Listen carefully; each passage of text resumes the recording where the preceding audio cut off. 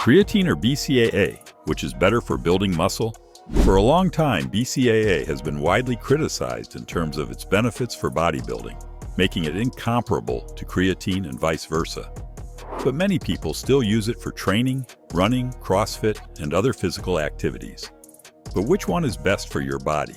In today's video, I'm going to show you the myths and truths about creatine and BCAAs, the indications for which are better and which are worse.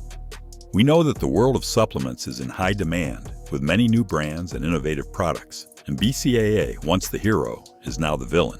Creatine, once the villain, is now the hero. Today, you're going to learn what makes these supplements good or bad for your bodybuilding, or if there really is a villain in this creatine and BCAA story.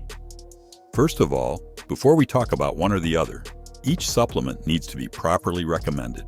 So in order for you to judge whether a supplement is good or bad, you first have to judge whether the recommendation was correct, as they both serve very different functions.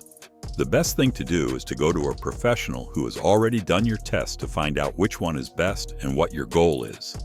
Before you start, subscribe to the channel and leave a like to stay on top of the fitness world and learn everything you need to get healthy and get more results from your workouts.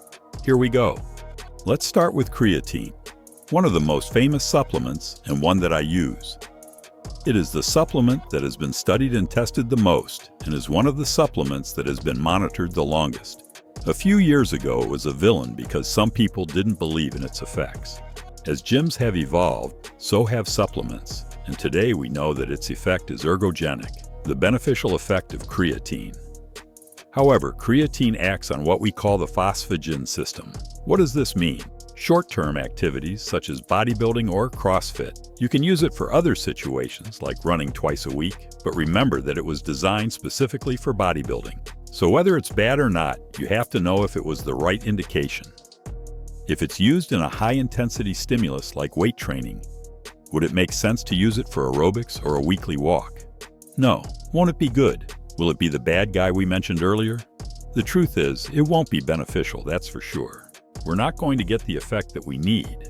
So normally, creatine for high-intensity exercise in a short period of time, like weight training, basically strength training, is going to be much more effective because it serves as a phosphate reserve, so it improves your recovery, the resynthesis of ADP and ATP.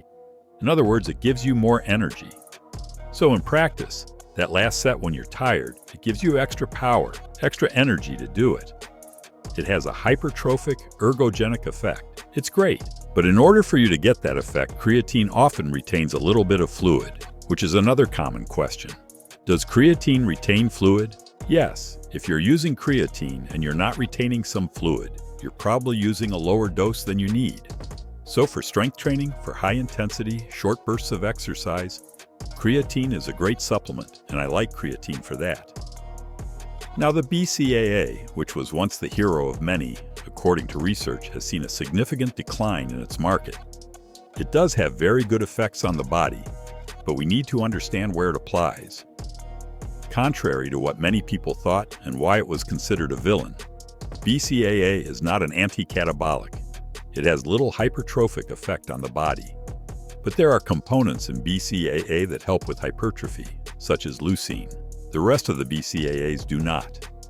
We know that this supplement is an excellent energy substrate for low-intensity physical activity. It would be better suited for aerobic exercise. For example, if a person is afraid that aerobic exercise will cause them to lose muscle mass, you use BCAA as an energy source so that when your muscle needs energy, it doesn't break down its own muscle fiber to get the amino acid and use it for energy. So the BCAA, which is the free-chain amino acid, is an amino acid that has already been broken down. It goes into the cell quickly and works as an energy source for your muscles in these low-intensity physical activities without you having to break down your muscles to get energy. So if you want to do aerobics, it works like this, as an energy source and avoids breaking down your muscle to get it. For this type of situation, BCAA is the most recommended. It's best used before physical activity, preferably aerobic or low intensity, with a longer time interval. Creatine, on the other hand, gives you more strength, increases your muscles in the long term, and you would use it before or after exercise, high-intensity exercise, especially weight training. Of course, this was a summary of the benefits of these supplements. But what you really need to know is that creatine is better for high-intensity exercise, and BCAA is better for low-intensity exercise. If you have any questions, leave a comment below, subscribe to the channel, leave a like, and see you in the next Fit Fundamentals video.